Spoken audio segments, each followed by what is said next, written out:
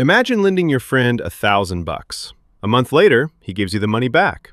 Exactly 1,000. No interest, no fees, nothing. Would you keep lending him money? Probably not. So why do banks hand out billions of dollars through credit cards every single day? They're not charities. They're not hoping you'll become rich. In fact, sometimes the perfect customer isn't the one who never misses a payment.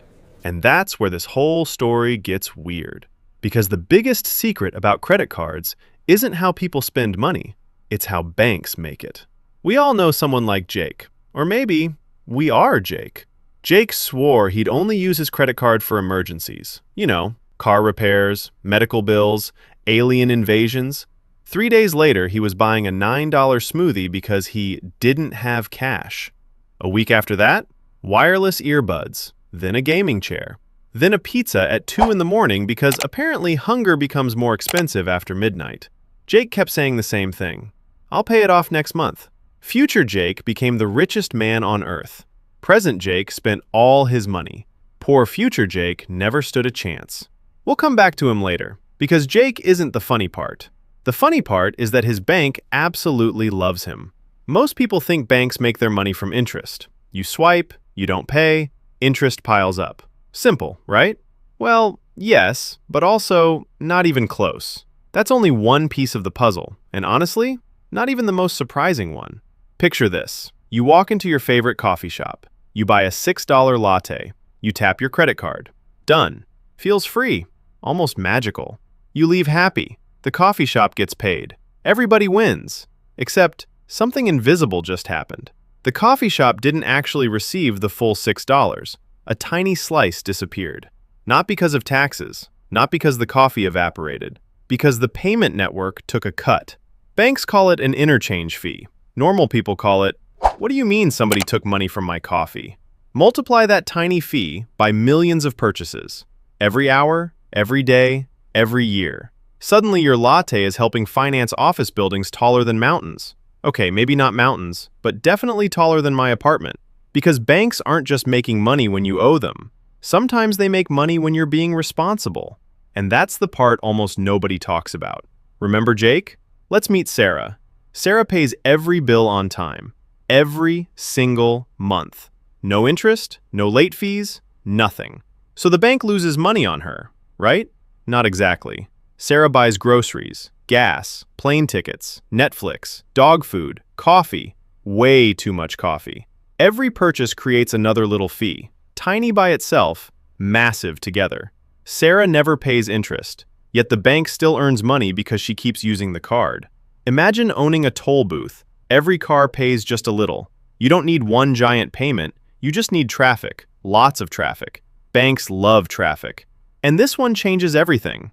Banks have a nickname. Well, not officially, but if they could build a statue, it would look suspiciously like someone carrying a balance every month. Not drowning in debt, not bankrupt, just enough debt to keep paying interest, month after month, year after year. Think about a gym membership. The gym doesn't actually want you showing up 7 days a week. They also don't want you canceling. They want you somewhere in the middle, paying, quietly, existing. Credit cards work in a strangely similar way. The perfect customer isn't broke. The perfect customer isn't debt-free either. They're comfortably stuck. That's uncomfortable to hear, because a lot of people accidentally become that customer. Most people don't wake up planning to pay interest. Nobody says, you know what sounds fun today? 24% APR. Nobody. It happens slowly, quietly, almost politely. Here's a weird experiment. Imagine handing someone $20 bills. One by one. Painful, right? Now imagine tapping your phone. Beep. Done. Your brain barely notices. That's why spending with a card often feels easier than spending cash. It's not because you're irresponsible. It's because the experience feels different. The money leaves without really leaving until your statement arrives. Then suddenly your bank account looks like it entered witness protection. I've been there. You open the app, close it immediately, open it again, as if the numbers might feel guilty and change. Spoiler, they don't. There's another piece almost nobody notices. Rewards. Those beautiful, shiny, tempting rewards. Who doesn't love free stuff? Cashback, travel points, airport lounges. Metal cards that hit the restaurant table like Thor's hammer. Feels amazing.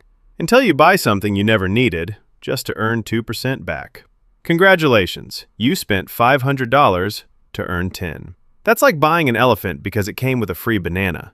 Technically, you got the banana. Financially, questions remain.